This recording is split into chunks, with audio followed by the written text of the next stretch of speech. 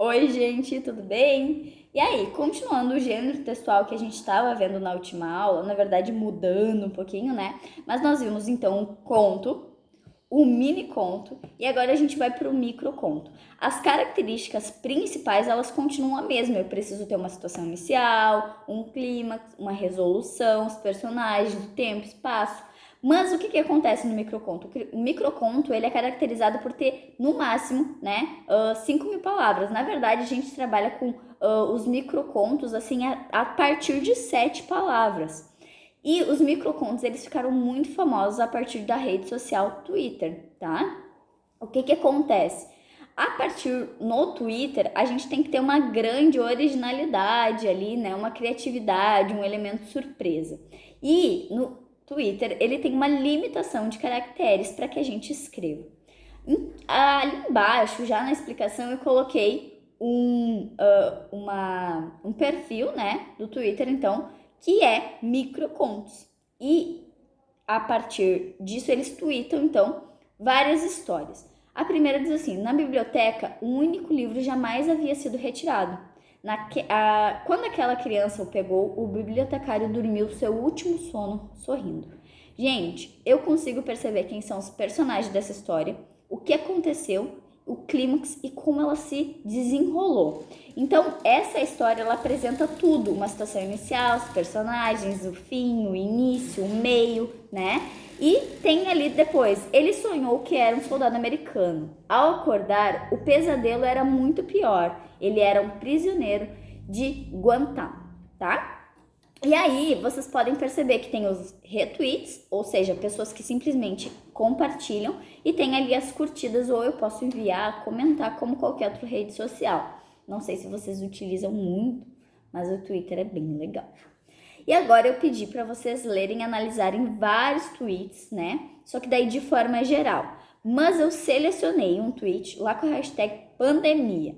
E a partir dessa hashtag, os tweets selecionados eu coloquei então nessa página e eu quero que vocês analisem junto comigo. Por quê? Porque uma rede social, o Twitter, ela é aberta como qualquer outra. Então qualquer pessoa pode ir lá postar. Tem aquilo que presta, tem aquilo que não presta, tem aquilo que tem respeito, aquilo que não tem respeito, tem notícias e tem coisas inúteis também. E aí eu coloquei o primeiro tweet, que é da Mariana, e esse plano eu fiz essa semana e ela tinha postado há 3 horas, tá? Os povos insistem em afirmar que a pandemia acabou. Acabou mesmo. Acabou com vidas, sonhos e mundos. E daí a pessoa coloca as hashtags.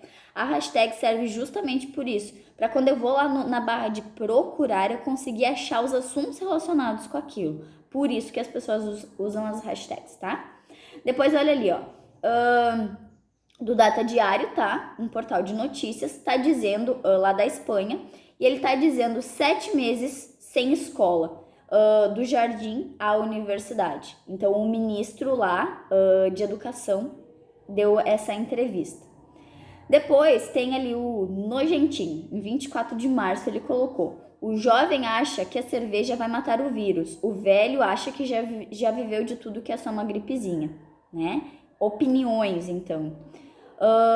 Depois tem um levantamento do Carlos Penac, né? Também lá da Espanha, e tá dizendo o número dos casos confirmados de Covid-19 no país. E daí a gente tem um dos números dos Estados Unidos, depois Índia, Brasil em terceiro lugar e após a Rússia, certo?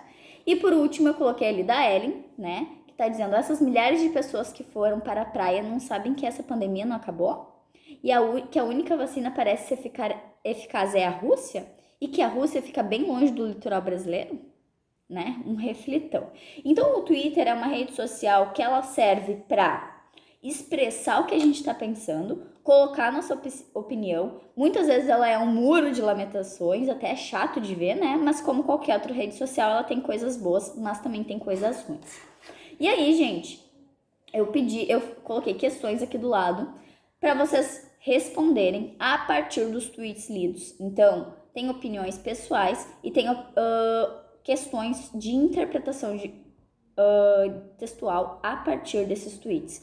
O tweet, mesmo que ele seja uma opinião, ele também é um microconto. Eu conto uma história a partir desse tweet. Muitas vezes, né? Às vezes não presta também, mas a maioria delas dá pra gente aproveitar bastante, certo? Então responda essas questões, olhem os tweets, releiam eles e prestem atenção sobre o conteúdo para vocês conseguirem responder, tá bom?